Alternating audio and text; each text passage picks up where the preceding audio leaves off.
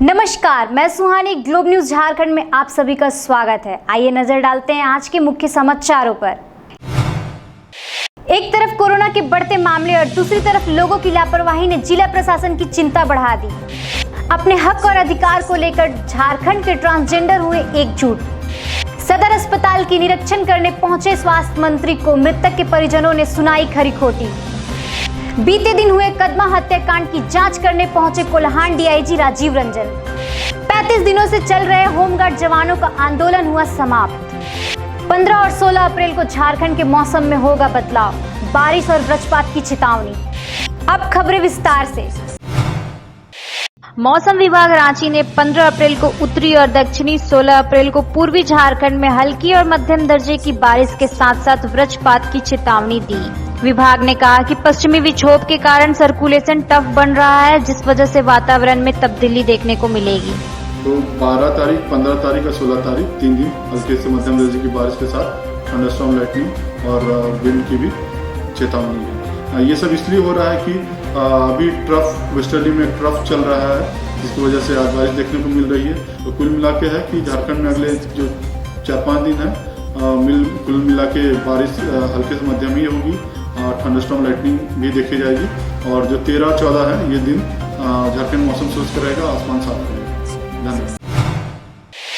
झारखंड में कोरोना की दूसरी लहर ज्यादा तेज और खतरनाक हो गई है। राज्य में कोरोना से बीते 24 घंटों में 19 संक्रमितों की मौत हो गई। इनमें रांची और धनबाद से 8, पूर्वी सिंहभूम से 2 और लोहरदगा से 1 मरीज शामिल है। वहीं दूसरी ओर साल का सर्वाधिक 2366 संक्रमित मिले। दूसरी तरफ कोविड-19 टीकाकरण अभियान के तहत बीते 24 घंटों में राज्य में 53,386 लोगों को टीके का पहला डोज और 5,701 लोगों को टीके का दूसरा डोज लगाया गया। अब टीका आप ले लिए, अब लेने आए हैं। और आपके जैसे जितनी महिलाओं लोग को कैसे जागरूक करेंगे आप? जाकर के बोलेंगे कि भाई आप लोग भी ले लीजिए, आदमी के भलाई के लिए टीका चल रहा है, टीका लेना जरूरी है। रांची में बढ़ते कोरोना वायरस को देखते हुए झारखंड सरकार ने रांची के सदर अस्पताल को पूरा कोरोना वार्ड बना दिया गया है। संक्रमित से मरने वाले व्यक्तियों की मुक्ति धाम में लाइन लगना पड़ रहा है। स्थिति यह है कि रविवार को हरूम मुक्ति धाम में इलेक्ट्रिक द्वारा दाह संस्कार करने वाली मशीन खराब होने की वजह से हरूम मुक्ति धाम में चिता जलाने के लिए जगह कम पड़ रही है, जिसके कारण मृतकों के दाह संस्कार नामकुम स्थित घाघरा में सामूहिक चिता जलाकर किया जा रहा है। रांची के शवदाह गृहों की स्थिति काफी ही भयावह बनती जा रही है। बोडी तो कल बहुत ज़्यादा आई थी, 10-15 की बोडी आई थी। आज एक भी नहीं आई। मशीन खराब हो गया है, कोरोना बोडी नहीं आ रही। आज एक भी नहीं आई है। आज एक भी नहीं आई। कल तो बहुत ज़्यादा थी, आज एक भी नहीं आई। कुल अभी तक लगभग 52 पार्थिव शरीरों का दाह संस्कार किया गया है और आने वाले समय में जब तक मशीन ठीक नहीं हो जाती है, गैस चैम्बर ठीक नहीं हो जाता है, तब तक ये ऑपरेटिव व्यवस्था कायम रहेगी। और मैं आप सभी लोगों को ये आश्वस्त करना चाहता हूँ कि जिला प्रशासन और नगर निगम के संयुक्त प्रयास से आपको कभी भी पार्थिव शरीर के दाह संस्कार में किस तरह की समस्या नहीं आएगी। विगत 8 मार्च से होमगार्ड वेलफेयर एसोसिएशन के आह्वान पर झारखंड के लगभग 1800 होमगार्ड जवान अपनी मांग को लेकर आंदोलनरत थे। आपको बता दें कि सरकार उनकी मांग को स्वीकार कर ली है और 2 महीने में सभी प्रक्रिया पूरी कर लेने का आश्वासन देते हुए सरकार ने एक पत्र बिहार के तर्ज पर जारी की। मीडिया प्रभारी लोग को अपने मन से हार्दिक अभिनंदन देता हूं और माननीय मुख्यमंत्री जी को भी इस मंच से मीडिया के माध्यम से उनको भी हार्दिक होमगार्ड वेलफेयर एसोसिएशन के तरफ से हार्दिक अभिनंदन करता हूं। और मैं आज बता देना चाहता हूं, विरक्षकों का आंदोलन होमगार्ड वेलफेयर एसोसिएशन के तत्वाधान में 8 मार्च से लगातार 12 अप्रैल तक चला और हम लोग आज पूरे झारखंड राज्य के गिरक्षक सरकार का आभारी है, जो कि कल तक हम लोग सरकार से बहुत आक्रोश थे, लेकिन आज माननीय मुख्यमंत्री जी को हम लोग इस मंच से बहुत बहुत धन्यवाद देते हैं, ताकि हम लोग के दर्द भरी मुकाम को सुने और सुन के हम लोग आज जीत की ओर है और हम लोग का आंदोलन जो है बिल्कुल सफल रहा। बीते दिन कदमा थाना अंतर्गत तीसरा रोड के कंपनी क्वार्टर के टाटा स्टील फायर ब्रिगेड कर्मचारी दीपक कुमार ने अपने पूरे परिवार के साथ ट्यूशन पढ़ाने आई शिक्षिका की भी कर दी हत्या। इसके अलावा उसने अपने परिचित 2 लोगों को भी जानलेवा हमला कर फरार हो गया। मामले पर कोल्हान के डीआईजी राजीव रंजन घटनास्थल पर पहुंचकर पूरे मामले की जानकारी ली। गिरफ्तारी के बाद ही पूरी मामला का खुलासा होगा। पुलिस सभी एंगल पर जांच कर रही है। एसएसएल की टीम आ गई है, वो मामले की गहराई से जांच कर रही है। पुलिस टेक्निकल अनुसंधान बारीकी से इसमें कर रही है ताकि कोई भी एंगल छूटे नहीं। सर अकेले था या और कोई लोग? अभी तक जो साक्ष्य सामने आए हैं उससे लग रहा है कि पूरी घटना वो अकेले अंजाम दिया है, क्योंकि रात्रि में वो शराब पिया है। इसीलिए हम लोगों ने उसके एंगल पर भी देखा कि पीने वाले 2 थे कि 1 थे, तो वो भी देखने से लग रहा है कि एक ही व्यक्ति अकेले शराब पिया है। तो अभी तक जो एंगल आ रहा है वो अकेले ही आ रहा है। तो पकड़ाने के बाद और बातें सारी खुलेगी, लेकिन केस बिल्कुल अभी तक जो अनुसंधान हुए हैं उससे क्रिस्टल क्लियर है कि उसी के द्वारा घटना कारित किए हैं। और जो 2 चश्मदीद गवाह हैं जिनको बाद में उसने मारने का प्रयास किया, उनके द्वारा जो बयान दिया गया है उसको पुलिस कोराबोरेट किया, तो उससे समझ में क्लियर आ रहा है कि वो सच बोल रहा है। वो दोनों कोई कन्फॉर्मेटेड बयान कुछ नहीं दे रहे। शिक्षिका के शरीर पर कपड़ा नहीं था। शिक्षिका जो थी उसके शरीर पर कुछ कपड़ा मतलब नग्न दिखी, उस पर क्या लगा? तो हम लोग उस एंगल पर भी उसके साथ कोई दुराचार हुआ है कि नहीं, इस एंगल पर भी पुलिस छानबीन कर रही है। पुलिस सभी एंगल पर छानबीन कर रही है, क्योंकि इसमें न तो कुछ छिपाने की बात है और न कुछ बात है। इसमें पुलिस की कोशिश रहेगी कि ऐसे व्यक्ति को कड़ी से कड़ी सजा मिले, और उसने जो घृणित काम किया है इसके लिए जो भी सजा मिले हम समझते हैं वो कम। क्या प्रेम प्रसंग का मामला कुछ आ रहा है क्या? टीचर के साथ दीपक कुमार का कुछ इस तरह के मामले आए हैं क्या सामने अभी तक की जांच में? अभी तक के सामने जांच में तो ये बात नहीं आई है कि टीचर से उसका प्रेम प्रसंग है। ये तो उसके पकड़ाने के बाद खुलासा होगा। लेकिन जो टीचर का डेड बॉडी देखने से क्लियर आ रहा है, उससे ऐसा समझ में आ रहा है कि उनके साथ कुछ गलत कार्य भी इसके द्वारा किया गया। सर इनाम की भी बात आ रही है कि इनाम भी रखा गया 1 लाख रुपया। नहीं पकड़ाने पर तो इनाम तो एक कॉमन प्रक्रिया है, तो रखी जाती है, कोई बड़ी बात नहीं है। लेकिन पुलिस सभी एंगल पर छानबीन कर रही है और हम समझते हैं कि बहुत जल्द ही अपराधी पकड़ा जाएगा और पूरे मामला का पता चलेगा। सर रांची में जहाँ उसका बड़ा भाई रहता है वहाँ पे भी टीम भेजी गई है? अब ये अनुसंधान का विषय है। ऐसा कोई भी हम लोग नहीं अभी न्यूज़ देना उचित होगा जिससे कि पकड़ने में कहीं बाधा आए या उसको लाभ हो। क्या मेडिकल बोर्ड से हो रहा है उसको पोस्टमार्टम वगैरह जो होगा? नहीं, कोई जरूरत नहीं। मेडिकल बोर्ड की कोई ज़रूरत नहीं है, क्योंकि डेथ जो है वो बिल्कुल क्लियर है। राजधानी के सरकारी अस्पताल की क्या स्थिति है उसकी पोल स्वास्थ्य मंत्री के सामने खुल गई। निरीक्षण के बाद स्वास्थ्य मंत्री ने इस विपरीत घड़ी में स्वास्थ्य विभाग के सदैव तत्पर रहने की बात कही। स्वास्थ्य मंत्री ने कहा कि स्वास्थ्य व्यवस्था सब कुछ सामान्य है, लेकिन उनके बयान के महज कुछ मिनटों बाद जब वह सदर अस्पताल से बाहर निकल रहे थे तब सदर अस्पताल की दहलीज पर हजारीबाग के पवन गुप्ता का शव पड़ा हुआ था। पवन गुप्ता के परिजन बेहतर इलाज के लिए रांची आए थे, लेकिन कई जगह भटकने के बाद वह जब सदर अस्पताल पहुंचे तो डॉक्टर के इंतजार में अस्पताल के दहलीज पर दम तोड़ दिया। फिर क्या था, मंत्री को देख मृतक की बेटी मंत्री पर बरस पड़ी। मृतक की बेटी ने चिल्ला कर मंत्री और मीडिया पर नाराजगी जताई। हम अचानक किसी भी अस्पताल में जाएंगे और अचानक जाके देखेंगे कि क्या क्या वहाँ दिक्कतें हैं। अचानक जो है कोरोना का ये जो संकट है ये अचानक गहरा गया है और इस कारण जो है अनेकों परेशानियाँ हो रही हैं, लेकिन हम आप सभी मिलकर इन सारी समस्याओं को दूर करेंगे और बिना कोई घबराहट के। ये भी एक तरह की बीमारी है, इस बीमारी को हम सभी को मिलकर इसका सामना करना है। तो मैं समझता हूँ कि मेरे आने से थोड़ा और हमारे जो डॉक्टर हैं, पैरामेडिकल स्टाफ हैं, हमारी बहनें हैं, सारे लोग जो है और ज़्यादा उत्साह से काम करेंगे। तो एक दर्दनाक घटना हुई है, मेरे सामने कोई नई मौत हुई है, आप गलत कह रहे हैं। मेरे आने के पहले की बात है।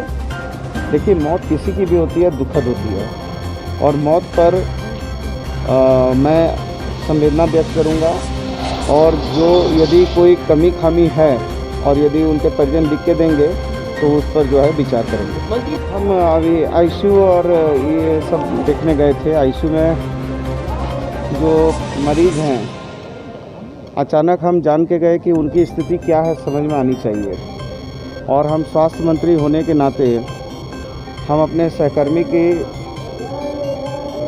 मनोबल को बढ़ाने आए हैं, उनको प्रोत्साहित करने आए हैं, ताकि जो हमारा ये योद्धा है ये मजबूती से काम करे और बिना डरे बिना सहमे काम करे। मैं अभी पहले यदि निजी अस्पताल चले जाता तो आप ही लोग कहते कि साहब अपना जो है सरकारी अस्पताल तो मंत्री गए नहीं और जो है निजी अस्पताल में घूम रहे। आप देखिए ना, निजी अस्पताल भी अचानक बन्ना गुप्ता पहुंचेगा, और पहुंचेगा तो कुछ कार्रवाई भी होगी। जिले में कोरोना संख्या में लगातार वृद्धि हो रही है। अब तो 400 के समीप कोरोना मरीजों की संख्या प्रतिदिन होता जा रहा है।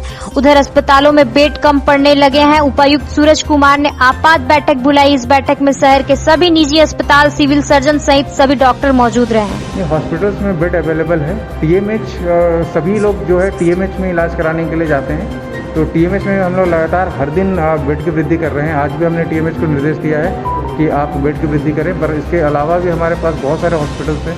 उमा स्पेशलिटी है हम लोग के पास में टाटा मोटर्स का हॉस्पिटल है, जिसका अगेन मैं एक्सपेंशन कर रहा हूँ। एमजीएम है जहाँ पे हो सकता है, मर्सी हॉस्पिटल है जहाँ पे बेड्स अवेलेबल हैं। परंतु लगातार अनुरोध करने के बाद भी जो लोग हैं वो सिर्फ टीएमएच प्रेफर करते हैं, इसलिए थोड़ी बहुत इश्यूज आते रहते हैं, बट लगातार एक्सपेंशन के साथ ही हम लोग वो मैनेज कर रहे हैं। शहर में कोरोना बेकाबू हो चुका है। 300 से ज्यादा मरीज प्रतिदिन मिल रहे हैं और आम लोग भी डरे और सहमे हुए हैं। भले ही लोगों के दिल में डर है, लेकिन सोशल डिस्टेंसिंग की धज्जियां उड़ाई जा रही है। भीड़ के मद्देनजर रखते हुए जिला प्रशासन ने अब बाजारों में कोविड जांच शुरू कर दी है। बाजार में आने जाने वाले लोगों को कोरोना जांच किया जा रहा है। साक्षी गोल चक्कर पर कोरोना जांच शुरू होते ही हड़कंप मच गई। वैश्विक महामारी कोरोना के बढ़ते संक्रमण और राज्य सरकार द्वारा निर्देशित एहतियात और गाइडलाइन की वजह से नवरात्र के पहले दिन कई मंदिर और धार्मिक स्थलों में उत्साह और भक्तों की भीड़ में भारी कमी देखी गई। सबसे बड़ा कि पेट मानेगा नहीं।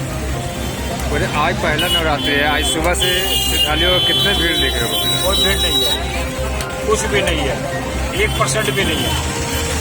दुकानदारी कैसा है? खत्म है, एकदम खत्म दुकानदारी है। यहाँ पहले हजारों की भीड़ रहती थी। सुबह 5 बजे से लाइन लगना, 3 बजे से लाइन लगना चालू हो जाता था। भाई अंदर पे आरती पे अलाउ नहीं है किसी को। धनबाद के न्यू कॉलोनी स्थित मंदिर में मंगलवार को कलश यात्रा निकाला गया, जिसमें आसपास के दर्जनों लोगों ने कलश यात्रा में भाग लेकर भगवान के जयकारों के साथ पूरे क्षेत्र को भक्तिमय कर दिया। कोरोना गाइडलाइन के अनुरूप ही सामाजिक दूरी का पालन करते हुए श्रद्धालुओं ने सोशल डिस्टेंसिंग के मंडप में पूजन और फेरी लगाने की अनुमति दी जाएगी। सभी सनातनियों को जय माता की।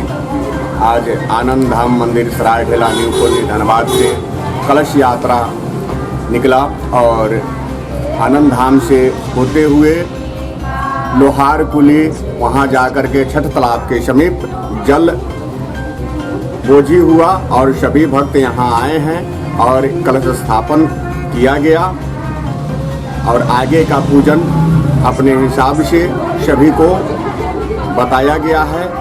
समय किसी को भी उचित समय नहीं बताया गया कि भीड़ ना हो सके।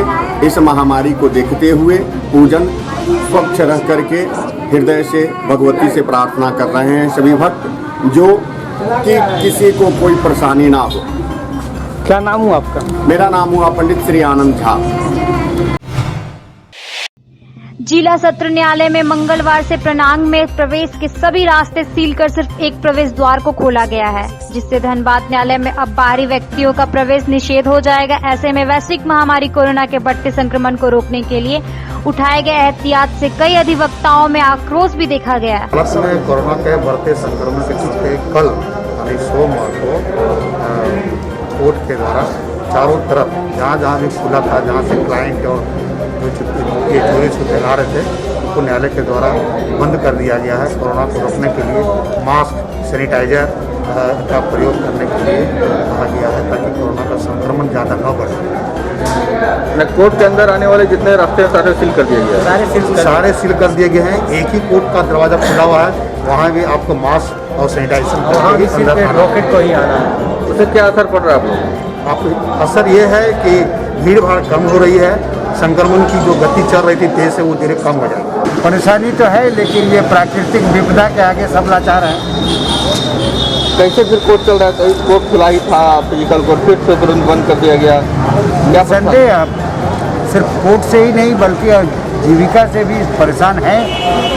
अधिवक्ता हों, बाहर हों, सभी लोग परेशान हैं। अधिवक्ता तो विशेष करके हैं, लेकिन इस प्राकृतिक विपदा के आगे किसी को समझ में नहीं आ रहा है कि आखिर ये कब तक टले। एक तरफ कोरोना के बढ़ते मामले और दूसरी तरफ लोगों की लापरवाही ने जिला प्रशासन की चिंता बढ़ा दी है। लगातार जिला प्रशासन द्वारा कड़ी कार्रवाई करते हुए दुकानों को सील किया जा रहा है, बावजूद इसके लोग समझने को तैयार नहीं। परसोड़ी थाना क्षेत्र में हम लोग आज सील कर रहे हैं, दुकान भी सील कर रहे हैं, मकान भी सील कर रहे हैं। लगभग अभी तक 5 दुकान सील किया है और मकान अभी तक हम लोग को 25 मकान सील करना है। 5 मकान सील हो चुका है। जुगसलाई गौरी शंकर रोड गुरुद्वारा में मंगलवार को 323वां खालसा पथ सृजन दिवस परंपरा एवं श्रद्धा के साथ मनाया गया। इस मौके पर जुगसलाई विधायक मंगल कालिंदी एवं मुख्य अतिथि स्वरूप उपस्थित हुए। आज हम लोग का खालसा साधना दिवस है, जिसको बैसाखी कहते हैं। आज पहला बैसाख है। ये हर साल की तरह बहुत धूमधाम से मनाया जाता है, लेकिन इस साल हम लोग थोड़ा कम इसको ये करके कर रहे हैं कि कोरोना काल के देखते हुए ज़्यादा भीड़ इकट्ठी नहीं कर रहे हैं और हम भव्य समागम जो होता है कर रहे हैं। और इसमें लंगर की प्रथा है, लंगर भी हो रहा है। तो इसमें सरकार का गाइडलाइन को देखते हुए हम लोग बहुत 10-10 आदमियों को भेज रहे हैं लंगर छकने के लिए। बागुनाथू के रहने वाले राहुल रॉय और सावन कर्मकार अपने दोस्त के बर्थडे पार्टी में नीम भट्टा गया हुआ था, जहां स्थानीय युवकों के साथ इन दोनों का किसी बात को लेकर विवाद हो गया, जिसके बाद स्थानीय युवकों ने रॉड और डंडे से इन पर हमला कर दिया। क्या हुआ था? 15-20 क्या गए थे दोस्त का बर्थडे में, और वो सोचा कोई और है, कहीं और का लड़का है, मारा और रेड लोहा से मारा। तो कहाँ गए थे आप लोग? बागुना। तो अपना फैमिली मेंबर में गए थे? वहाँ पे हम लोग फैमिली रहते ही। तो उन लोग जो मारने वाले पहले से जानते थे आप लोग? नहीं। क्या बोल रहे थे मारते समय? मारते समय गाली गलौज कर रहा, मार कर रहा, गाली दे रहा, दीवार से गाली बना रहे। तो आप लोग बोले नहीं क्यों मार रहे हो? पूछे नहीं, वो लोग खुद ही लड़ रहा, तो फोकट में लड़ रहा, आपस में लड़ रहा, दूसरा।